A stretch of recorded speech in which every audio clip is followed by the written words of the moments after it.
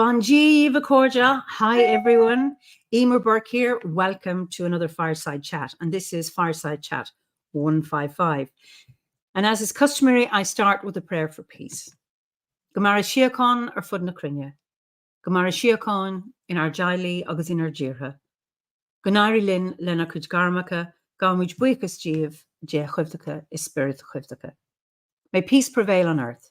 May peace prevail in our homes and in our countries. May our missions be accomplished. We thank you, guardian spirits and guardian deities, for peace. As the fever of day calms towards twilight, may all that has strained us in us come to ease. We pray for all who suffered violence today. May an unexpected serenity surprise them. For those who risk their lives each day for peace, may their hearts glimpse providence at the heart of history. That those who make riches from violence and war might not forget their tormented brother, might hear in their dreams the cries of the lost. And that we might see through our fear of each other a new vision to heal our fatal attraction to aggression. That those who enjoy the privilege of peace might not forget their tormented brothers and sisters. That the wolf might lie down with the lamb. That our swords be beaten into plowshares. And no hurt or harm be done anywhere along the Holy Mountain. So you're all very, very welcome. And let me see where people are from. So we've got Southern California, Wyoming. Oh, once again, rainy London. The sun is shining here, thank goodness, in Kilkenny for a while. East Yorkshire, on the road from Galway to Ballina, Killaloe, Utah, west coast of Scotland, New York, lovely. Where we have West Cornwall, Calgary, wonderful, Devon. So when I started these, this is the last chat for this season. I'm going to take the month of August off and we'll start again. Season 5 in September. But when I started, the idea was that I would chat with ordinary members of the order, as in not well-known members. And none of them were ordinary. They've all been extraordinary. And I've broken my rule. I'm now having a well-known OBOD member who is by no means ordinary, I'll have to say, is absolutely fascinating. So I hope you enjoy my chat. We are going now to Unismán, the island of Anglesey, to meet Christopher Hughes. So Christopher, you're so welcome. Good evening, Eiimear. How are you? Good. So say hello to everybody. Hello, everybody. Noswaith, a very warm greetings to you all from Unismán here, where, just like it is in Ireland, the sun has been shining this afternoon for the first time in days. So that's been rather lovely, just to see some rays of sunshine, but I think it's clouded over again now. Yeah, I can see clouds, but I can see patches of blue. Anyway, it's so lovely to have you here and for me to break my rule. I thought, well, we can do it. So many people know you, and there are many, of course, you are the head of the Anglesey Druid Order, and many OBOD members are members of the, are you ADO or AOD? ADO. ADO. Yeah. But for people who don't know you, never been, I mean, Unismán, can you just tell us a little bit about Unismán and where you live? I can. So where I'm currently located, I'm in the southwestern portion of Unismán, of the Isle of Anglesey, which is just off the coast of northwest Wales. I live in a really pretty part of the island where I always feel that we have the best of both worlds. I see the mountains, so the mountains of Eryri, of Snowdonia, they're in front of me. So every morning when I wake up, I look out the bedroom window and the sight that greets me every morning are the mountains. So we have the blessing of the mountains, but we don't have the burden of them because they tend to catch the clouds, right? So they get maybe a little bit more rain than we do here on the island. But they're so majestic and beautiful, and they're always different. I mean, these things have stood there for millions of years, but every single morning they look different. The quality of the light on them causes them to appear dramatic and majestic and significant in different ways. And then we have a little bit of sea in front of us, which is an estuary. So Ynys Môn or Anglesey looks like a head in profile. It looks like, we always consider that it's perhaps the head of King Bran, Pendigate Bran from the Mabinogi, that it's his head in profile. And where his mouth is an estuary, a tidal estuary. And I live just above that, looking out over that estuary.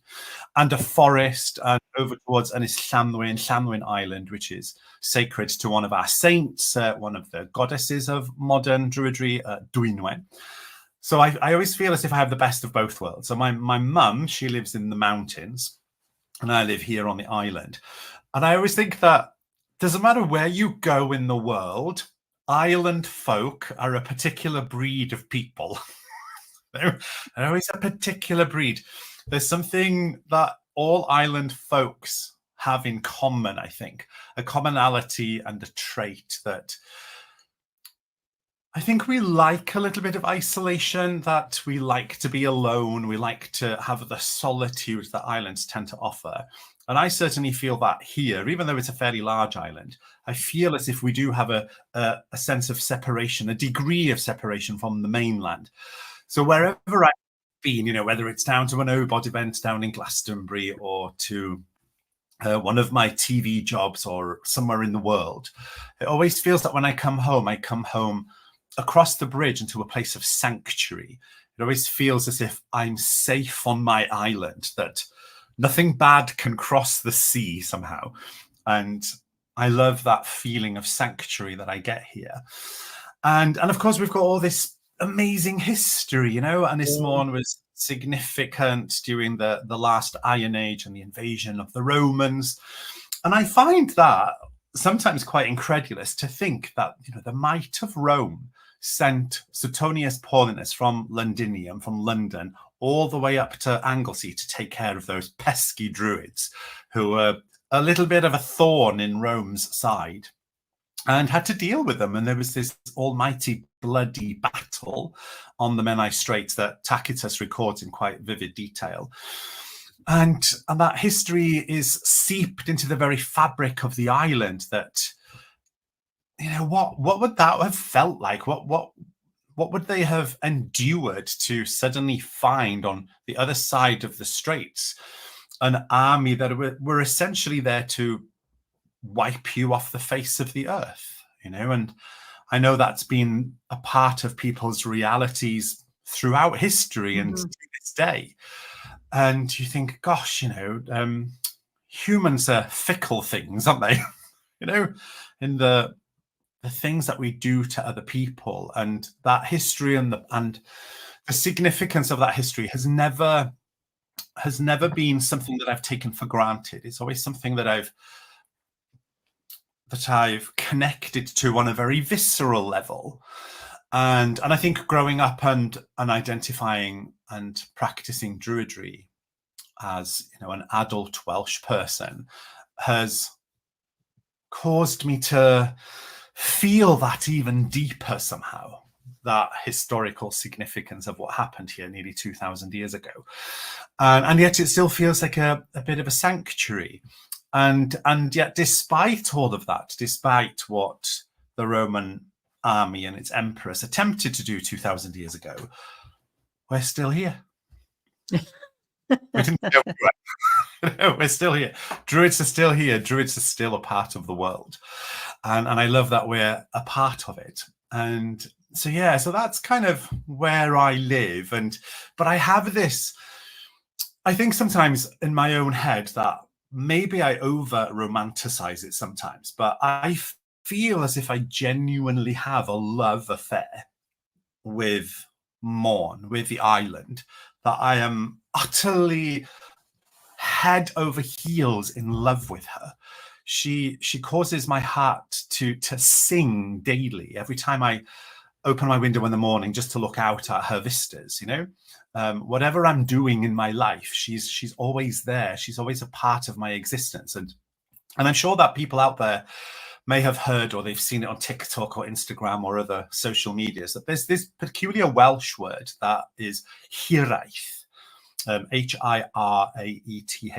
And it describes a profound longing. Some people might equate it to homesickness, but I think it runs deeper than that.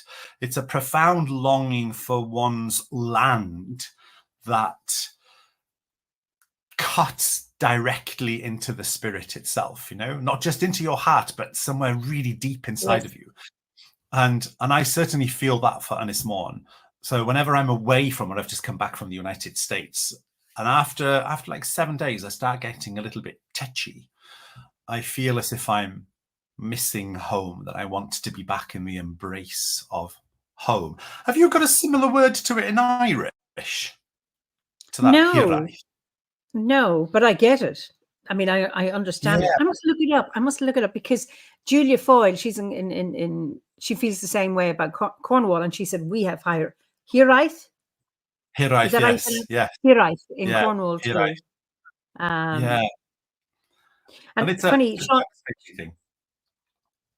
Uignis, Gemma, but Uignis is loneliness, and it might be, there's Uignis, and there's another word that you may feel when you are away from your land. So Uignis is something that's away from me.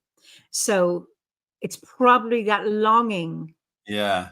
But when I'm here, I'm not feeling Uignis. It's when I'm away, I'm feeling it. So that's it. Yeah. I think that's a similar thing, because I don't tend to feel or be in sufferance of hiraeth when I'm here at home. But as soon as I'm away from home, I feel this profound, deep sense of hiraeth. And I think it just comes from the fact that I have a relationship with this land, and it's a profound relationship that informs every single aspect of my daily expression and of my life. All of the things that I do has in some way or another some relation to the island and her influence and inspiration on my life. And I hope that people can kind of understand that to an extent. And it might be for some people something very difficult to understand, but I love it so much. There's even, we've had the most ghastly spring and summer so far. And I've been lucky in that I've been able to travel to other places. And I thought, it must be so delightful to live in somewhere where the sun is a guarantee, where you can plan to have a barbecue in 2 weeks' time and you know that it's not going to rain. And yet all of that seems somewhat incidental when I find myself here at home, whether it's looking at the rain through my office window or walking out in it. There's still something that is embedded in me that comes from the island. And I love that. And I hope that never, ever goes away, that will always be a part of my life, And I think that's such an important aspect of my Druidry as well, in that I have this relationship with the animistic principle of the island. And it is lovely. So that's where I am, here on Ynys Môn, floating around in the Irish Sea. Well, I so get that, because there's been so much in the news, people being displaced, and I mean it's an old story, and it's one thing to voluntarily move from your homeland to another place. It's another thing when you are forced and displaced involuntarily. And when I read about it, I just feel this huge pain when I think, I couldn't do that. Or I hope I am never, ever in that situation, because then that would really, really, I love Italy. I love the language there. I speak it. I love the food. I love the people. But I think I would be heartbroken if I had to leave Ireland. I've lived in Africa and had wonderful times there and a great connection with the land. But the more I travel now, since I joined the order, is that my roots get deeper and deeper here. So the pull back here, whenever I travel, is getting stronger and stronger. And that's a really interesting. And I've traveled, I've lived overseas. So same with me as well. I've lived and worked in the United States, on the island of Jersey in the Channel Islands. I have a deep love affair for Finland. I visit Finland annually to go up there on my little writing retreats. And just like you've described, I still feel that it doesn't matter where I go in the world, my roots get deeper here. And those little sojourns away, I love them. You know, they're little soirees that I thoroughly enjoy. And yet I can feel those roots pulling me back to home, to the very soil and the rocks of this place. And I just love that it feels visceral. It feels very real to me, this relationship that I have with this landscape, you know. And yeah, and just like yourself, I hope that I will forever be here and that my bones will be placed into the soil of this island. Yes. And I mean, there's a lot of resonance here. Pat Booker, that's the feeling I get, that the elastic cone connecting me to home only stretches so much, then snaps me back. Yeah. And then Marion says, I feel that loneliness when I'm away from my home, our circle, our connection to the spirit. And then John King, who's in Scotland, although I'm not a native Scot, I feel a similar relationship with the land on which I live in Scotland. And then he says, I found out that my DNA, I have a Scottish gene, which, whether this is the connection, I don't know. Yeah, that's interesting, isn't it? Because I started going up to Finland in 2007, I think it was. And I have this obsession with it. And I've even taken to the language. You know, I'm quite, well, when I say I've taken to the language, I can go into a coffee shop and have basic conversation with someone. But it doesn't feel arduous or a task for me. And it's something that I really enjoy. And I thought to myself, I must have some kind of genetic connection to that particular part of the world. And I ended up doing a bunch of these genetic scans, and nothing, absolutely nothing. I'm 100% British and Irish. You know, my family come from Northwest Wales, Dublin, Southern Ireland, and London. You know, that's my genes. They all come from those regions. And I was really surprised, but then I've always considered as well, and it's something that I took from Dion Fortune, you know, hundreds of years ago when I was starting to get into all of this stuff, where she describes how we all have not only a worldly constitution that is linked to our genetics, linked to our family trees, but we all carry a psychic constitution as well, a very subtle, numinous, ethereal connection to parts and aspects of the world that we might never be able to explain away. And I love that we might never be able to explain away, because I think that somehow indicates that there is mystery. There will always be mystery. Right. Love mystery. We must never solve mystery, because if we solve it all, then what's next? I have that with Africa, because, you know, when I've lived in Kenya, I've lived in Lesotho, and spent lots of time in Tanzania. And I love it. Absolutely love it. But I belong here. Yeah, it's that sense of belonging, isn't it? And a sense of feeling that you are a part of something that maybe is bigger than yourself as well. And that there's a humility that comes with that. And yeah, I love it. I really love being here. I love the landscape. I love the because I've worked away a lot. I trained professionally away. I went to school and college and stuff in England. I've worked all over the world, but my ties always keep pulling me back here. And I think it doesn't matter where in the world we are. I think a part of us always remains where our roots are. Will always call us home, you know. Right. And I was going to say something really profound as well to follow that, and it's gone. I hate when that happens. I was just there on the tip of my mind. I wonder that. I think that's just something that's progressively happened to me since I hit 50, and that was like nearly 3 years ago now.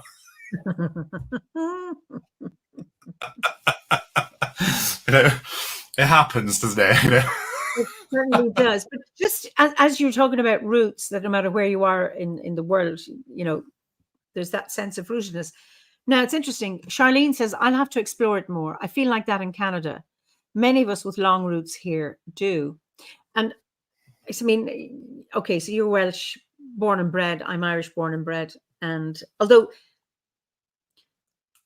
culturally, I'm on the edge of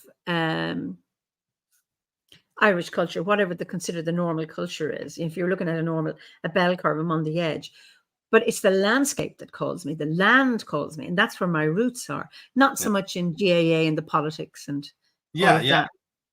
And there's magic. And Pat says, I've no genetic link with Northern Ireland. It just owns me. And I think there's something about the land owning you belonging to the land rather than the other way around. And I think that's very, very profound. And I know from many of our members, you say from the US or Australia or whatever, in occupied lands, find that pain of that severing of roots and that longing to find them. But the thing is, wherever you are, you need to be able to lay down roots also, like plants do. Yeah, exactly. And we we're not that different. We're all kin. We're all inhabitants that reside and live on this glorious blue jewel that's spinning around, a very angry ball of nuclear fusion. That's right. And this is our home. And you're right. I think when I consider the rootedness of place and the rootedness of my home, and it might sound somewhat conceited perhaps to say it, but I do believe that the relationship is a two-way street, that it's not a one-way thing. Yes. That when I am away, I do firmly believe that the land misses me too. That the land longs for me to be back as much as I long to be back, And I think that's essentially an expression of relationship. And I love that my Druidry itself came from that connection. And I've always considered and thought that Druidry is a response. It's a response to various qualities or various principles that are indicative of the relationship that people have with their land, with their culture, with their homes, with their language, with their art, and all of those lovely things that bring in cauldrons of diversity and expression, And I think that all of those things go into the making of various responses that people have. And that one of those responses, for me at least, was a journey into Druidry, to find expression and wisdom within the land, and then try and find a system that places me in accordance with that wisdom. And that's how I perceive my Druidry to be, or what its nature is something that tries to put me in accordance to the wisdom that is inherent within the earth itself, and that it pops up in various parts of the planet with a slightly different color, slightly different expression, because of the nature of the place that it's in. And I love that. I love the diversity and the vitality and the different personalities of spirituality that is erupted from the planet through the different flavors of all the different locations that we live on. And whether I'm here at home or wandering around the world, I still feel that pull, that draw to the very soul of the earth somehow, as an aspect of my own spirit, and or that my spirit is an aspect of it. Yeah, Gabriella says maybe the land is also nudging people to travel so they can get back with fresh perspectives, which then creates new life into the land. Well, that is true. I do think we co-create, we and the landscape. Yeah. But this thing about traveling and roots is, if we are to believe that we originated in Africa, and I don't know if you read Brian Sykes' book, The Seven Daughters of Eve. So his thesis is that there was a primal mother, Eve, for the want of a better name, and she had seven daughters, haplotypes, and they migrated from Africa and went various places. And that if we originally, all of us,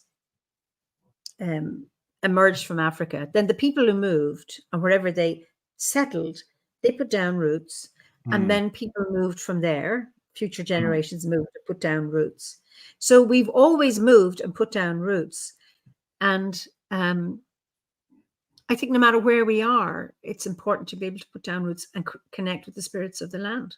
Yeah, entirely. And to let your soul rest there, rather than, it's interesting, my mother-in-law, my first mother-in-law, she was from Kerry, but my father-in-law was from Clare, and they lived in Clare. And I remember when I met her, she says, I'm 40 years here, and I'm still an outsider. Right. And there's certain places where you are always the blow-in. Yeah. Now, sometimes that's done in a way that would be non-welcoming or derogatory. I remember Howard, my late husband, and I, we have a house in Tanzania. It's a shack, but a friend of ours had suggested, why don't we buy some land and we could build a house there? And I remember Howard saying to Elias, but we'd always be outsiders. And he said, yes, accept that. And we need outsiders. And there's something about an outsider perspective, how useful that is. The outsiders ask the naive questions. And it's not about the outsider coming in and criticizing, because we've had enough of that with colonizers. But it's about a little bit like what Gabriella is, that when you get new blood and a bit of diversity, different diversity in terms of outlook and worldview, that I think strengthens what's here. Oh gosh, yeah, very much so. It makes it much richer. Yeah, very much so.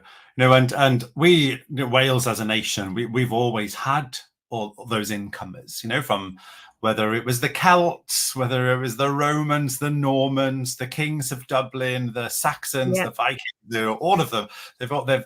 There's always been outside influences, and yet through all of that, there seems to be a continuation and a presence that seems to be significantly older than all of that. And one of the examples that I always love to fall on is that the Anglesey Druid Order uses an ancient monument in the south of the island called Bryn Celli Ddu, or the Hill in the Dark Grove. The Hill in the Dark Grove, yeah, that's right. And that feels as if it's our spiritual home, and it's a 5,500-year-old chamber. They understand now that the chamber isn't just a burial chamber, but part of a much larger ritual landscape, And it always feels that when we go there, even though we're people in modernity, 21st century Druid, it still feels as if we're part of her community, and that so many people from so many different ages have been a part of her community. And it, ironically, we're the least permanent part of that community. She's been there for 5,000, 5,500 years, and she'll still be there 10,000 years from now, in relationship and in community with other people who feel kind of transient. They just come and go, and she sees the passage of these people. And that can feel sometimes a little bit abstract, a little bit woo-woo almost, until that is when the summer solstice happens. And at the summer solstice, the same phenomena happens. It allows the light to penetrate deep into the middle of the chamber. And when we see it, we're seeing something that all of those ancestors saw. And suddenly there's this bridge through time, where we might consider that which is ancient is so far removed from us that it's inaccessible.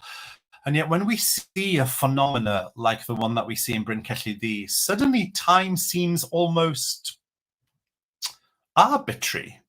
That it forms a bridge between the present and the deep past, and suddenly we're one people's, one community, all together witnessing something. And I always feel that whenever I see that happening at Bryn Celli Ddu, I literally feel beside myself with the magic and the awe and the wonder of it, that it just took a structure of stone accepting the rays of the sun to cause a bridge between us and the deep past, and a realization that, do you know what, we are all still one community that have been struggling and loving and living our lives for countless generations in relationship with the land itself. And we're still doing it. So whether we're people in the 21st century or thinking back to people 5,500 years ago, we're still doing the same things. We're still gathering in the same place those people did. It's like, in a way, not much has changed at all. Only our technologies have changed. I think as people, we're essentially the same people. You know, we love the same things. We cry about the same things. We get angry about the same things. And I think that somewhere like Bryn Celli Ddu allows that to come through, you know, to filter through the landscape, this ancient story about who and what we are. And I've loved that. I've taken you there, haven't I? I'm sure I've taken you there. Yes, last year. This time last year. Yes. I think we had a little bit more sunshine then. But we did. And that was absolutely magical. It's interesting. Sean says, that's so amazing, that sense of connection. Our lives are a blip in the lifespan of these sacred sites, but we're standing. Now, Sean is a guide on Ishnok, celebrating with ancestors and descendants we can't even imagine. But there's something further up the thread, and this is some members from the Aster says, I wish I could relate to that feeling with my home country. I love South Africa, but I don't feel I belong here. When my ancestors perpetuated oppression, feels like I'm a legacy of harm on the land. And then Liz Hills, I wonder if that would change with engaging with the survivors of that oppression and asking whether there is a place for you on the land. I'm asking for myself as well, as similar in the US. And I wonder if you have anything to say to that. Because that is a problem for our members who are on land where there was. And I mean, our land was oppressed by the English. So, I mean, I understand all of that. But we and you know, and to an extent, I understand it here as well, because I think when people, if they look at a person like me, they see a white person that predominantly identifies as male, not always, but predominantly, and they think that, you know, I'm probably very privileged, have a very luxurious life, and yet at the same time, my own people come from a nation that was colonized. It was colonized by the imperial powers of Westminster, of England, and that's a similar story to so many people on the face of our planet. This sense of colonization, this sense of people carrying a transgenerational and sometimes an intergenerational trauma that is as a result of that.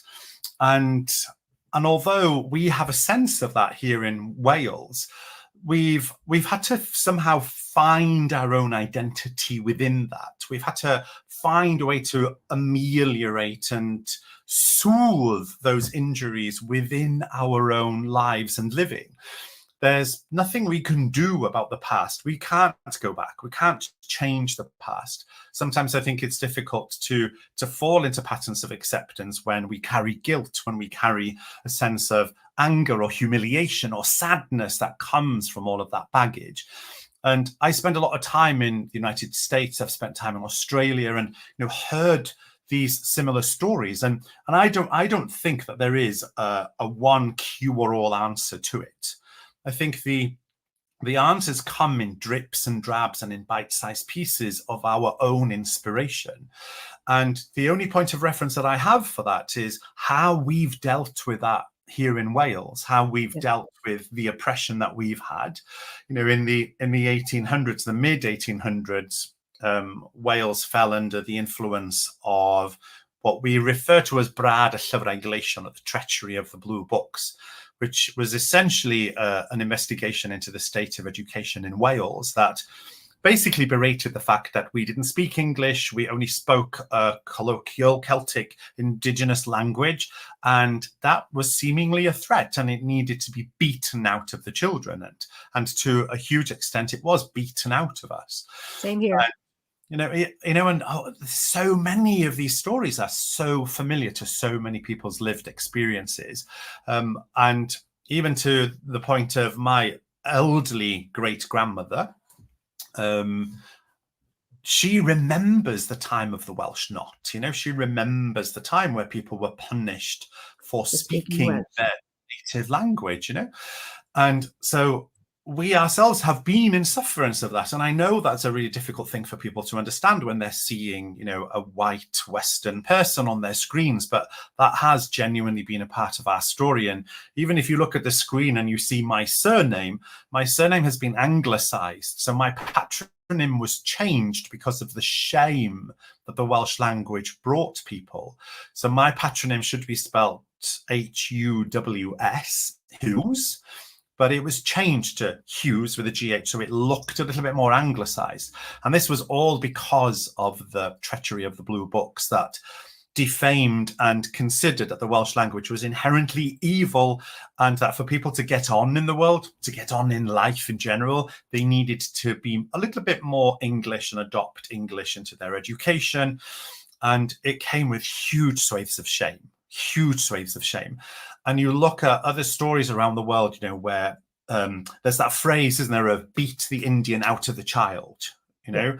And the same thing happened here. It happened in Ireland. It happened in Scotland. It happened in so many places. And the only way that we've been able to ameliorate that, to somehow temper that, is by holding on to the tiny jewels of our own culture and celebrating it. And feeling that we have something that is inherently our own. And, you know, I'm a part of that next week. I'm going down to Cardiff to the National Eisteddfod of Wales. And the National Eisteddfod is a part of that recovery process, a part of recovering who we are and who we feel that we are. And we do that through the arts. We do it through poetry and song and music and drama and singing and barddoniaeth, you know, through bardism in general, and it helps us feel like we hearkened to earlier on, a sense of rootedness. Yeah. And I think however disenfranchised we might feel as people, or whatever transgenerational trauma that we might carry from the past and the actions of our ancestors, I think we have to ultimately find how we connect to where we are and to the land upon which we are, and how we connect not just to the bones of our ancestors who may have done all those terrible things in the past, but how we walk upon that land and how we treat, deal and interact with not only the physical components of that land, but also the spiritual principles of that land. And I think that again is difficult, and that none of it is easy. I think if there was a one sentence cure, we would have cured it by now. But I think the fact that there isn't, and people are continuously having these conversations, is testament to the fact that it's so difficult. It's so almost impossibly difficult. But I think as Druids in particular, I always stand by the fact that a Druid is somebody who serves to be the meaning of the word, oak wise, or to know the oak, to be oak wise, to find wisdom and to be placed in accordance with wisdom. But I think we can become voices of wisdom in the land as well, and within cultures and within the way that we respond to elements from the past, elements that are here in the present, and how we seed the future with wisdom. And that it's up to us as individuals to be able to somehow temper that which we feel is problematic with the past, because I don't think anyone else can do it for us. I think we have to be the first point of healing, you know, that if we feel that, like I did with my own culture, I'm like, right, okay, I feel this, there's anger, there's sadness, there's regret, there's a sense of disenfranchisement. What can I do as an individual to help me not feel that way? And then how can I help other people that might also feel like that to perhaps come to terms with it and move on from it? Whether even moving on from it is even an option, I suspect that perhaps it's not a real option. Mm-hmm. It's something that we must continuously work upon. But that ultimately, that transgenerational trauma is a real thing. You know, it's a thing that, particularly for people who are on, you know, the spiritual spectrum, like we are, that it's problematic. And I wish that there was a simple answer to it, but I genuinely don't think there is. It's ultimately down to what we think we can do to help heal those processes. And I always think, you know, that we all come into this world, we come into the experience of this life, but I genuinely believe that every single one of us has a gift of medicine for the world. Every one of us has something to give. And sometimes I think, you know, people might think, oh my gosh, that means there have to be some kind of really important herbalist or a life-changing scientist. And I think, no, sometimes the medicine that we have is somebody who's just a really bloody good listener, or an excellent friend, somebody whose shoulders are broad enough to be able to take another person's pain and tragedy and sorrow and help them assimilate that into the experience of who they are. And I think we all have a medicine to offer to the world. And finding that medicine, I think, is the journey of Druidry, journey of spirituality, Absolutely. And there's two things to that. I remember I had a medicine woman from the US. She's white, but adopted into the medicine ways of the Cree. But she said she was traveling down at the Grand Canyon, and she met this old woman who gave her some medicine. She said, "This is the only medicine I have." And she put some flower petals on her tongue. And she said that was the most profound healing she had ever had. I said, I would just so love to meet that woman again. That was the only medicine this woman had. And yet her. And I just think, and it's that smile. You work in a shop. I know I've had when somebody of service, whatever, in an office, and they smile. And it's like there are times when it has just lifted me up. Now that's healing. They may not even know it, or maybe they do. I don't know. And Anne here says she was. This is apropos of of the experience of the Welsh. This is making me feel bad because I'm English now, and I'd like. Can we address that, because that's we can. Yes. that is common. That is not that guilt that descendants of oppressors feel. And what do we do? There's one thing about healing your own oppression or your own historical oppression. How do you come to terms with being, well, we don't, I mean, there's an oppressor and an oppressed in all of us. Oh, totally. Yeah. I think it's also very easy for people to fall into repetitive patterns of guilt. And I don't think that's necessary at all. I have people, I talk about all this stuff fairly frequently, and I often hear people thinking, oh my gosh, I feel awful for what my ancestors did. I'm like, yeah, but you didn't do it. It's not your fault. It's never been your fault. And even those powers that did that, what they did to Wales, to Canada, to the US, to Ireland, to Australia, these were imperial forces. These were imperial governmental forces. It wasn't a single individual. It's a conglomeration of people that form governments, that form political powers. They're not individuals that are just walking in everyday life who are mostly completely oblivious to these things that are happening around them. And even if they weren't oblivious, they were possibly powerless to be able to affect them or to have any influence on them. And I don't think that guilt, or to feel that guilt, is conducive to transformation and change. There's so much we can do through educating ourselves to what has happened to different cultures and societies in the world, and how maybe we can help that today, and what we can do perhaps as people today. Because I always... people will use the term cultural appropriation quite often today. We hear that so often today. And I think that when it comes to matters like cultural appropriation, that also falls into these issues of colonization, oppression in the past. But that cultural appropriation today, the difference between appropriation and appreciation is just education. It's how we educate ourselves to what is going on in the world and the dynamics of those cultures and countries. So when people say to me, I'd really love to study Welsh mythology, to study things about, Bardas or Welsh culture, how do I do that in a non-appropriative way? And my answer to that is always the same. It's like, well, do a bit of Duolingo, have an appreciation of our language, read up a little bit about the dynamics of Wales and the culture that we live in.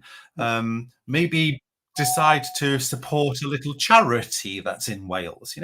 Do something to widen your perspective of the nation itself, and that very quickly then moves things away from appropriation into an appreciation of the culture that you're being drawn towards. And And there are small little things that we can do. And whilst they might seem small, they're actually quite big deals. You know, they can change how we feel about something. I remember the first time I started learning Finnish, and the first time I was able to walk into a coffee shop in Rovaniemi and have a very brief conversation with a person, and I felt comfortable in doing so. And it felt as if something changed inside of me as well. It felt as if, oh my gosh, I had suddenly an insight into a culture that I didn't have before, because I'd just been visiting it, you know, and isolating myself in a little cabin and then coming back home. But suddenly I felt like, oh my word, a part of me feels that I have there's a homeliness to this now. And that was just through doing a little bit of Duolingo, you know, and having that language. Yeah, yes, it's adorable. Yeah, we can all do that, can't we? Because you're learning Italian, is that right? Yeah, parlo italiano. Yeah, and it's on Duolingo. I've never had a class, but I can speak Italian. Yeah, isn't that I'm fabulous? not fluent, but I can. So I was at an OBOD gathering there recently, and I needed very little help with the translation. And I thought, oh, this is, except when we had a Zoom meeting, I need to lip read. But when it's face to face, and they were really nice. They told me I had improved. So. But that does make a huge difference, doesn't it? Absolutely. I mean, it's a key. And what I find with Italians, they're so appreciative when I speak Italian. Likewise, with the Irish language, it's growing. And there's a greater appreciation among Irish people too, because it was beaten into us in school, beaten out by the English in my grandparents' generation, then beaten into us. Now, I always loved it, so I never had an issue with it, but many people do. And I met a teacher of my daughter this evening, and she went to a Gael school, an Irish medium school. And the three of us, when my daughter was with me, we were talking, and the teaching styles are different. It's about just converse, and if you haven't got the Irish word, use the English word. What we want you to do is speak. And even if your grammar is wrong, we still know what you're trying to say. Just like children do not speak with correct grammar. And you know what it is, and that's how it always starts. Exactly. So it's, and we have a phrase, and this we're going to end with this one because we want to move over to the heart now. Is Chirgan Changa, Chirgan Anam. A land without its language is a land without soul, and that is what colonizers have done anywhere. Yes. And Anne says, but this is to console. I think this might console you a bit. The English were oppressed by the Romans, the Normans, and the Vikings. So do you know what? That's why I say there's an oppressor and victim in all of us. And Julie says it's a case of the sins of the fathers being heaped on the children, the innocents. All we can do is recognize it and make sure we don't let it happen again. Absolutely. So I know there are people who have asked questions and comments, but can you save those and re-ask them when we move over into the heart? So Christopher, it's so lovely. And I'll let you say goodbye to everybody. And because then we're going to move into the heart. So I'll send you backstage. You say goodbye, but you're not going to go anywhere. Okay? Thank you so much for listening. It's been a joy to be here. And we shall pop now to the flames of the hearth. Okay. See you soon. So thank you all for your comments. And I know I didn't get to deal with all of them, but it's such a lovely opportunity to talk to Christopher, whom I love chatting to. And this is my last one until September. And I hope you can join us on the 3rd of August at 7 p.m. UK time for our Lunacy ceremony. And then I wish you all blessings for Lunacy, a wonderful, abundant early harvest. And for those of you in the Southern Hemisphere who are celebrating Imbolc, may the first shoots of spring warm your heart and gladden your souls. And until we meet again, that'll be in September. And then the rest of you, those OBOD members on the hearth. Until then, slán go fóill.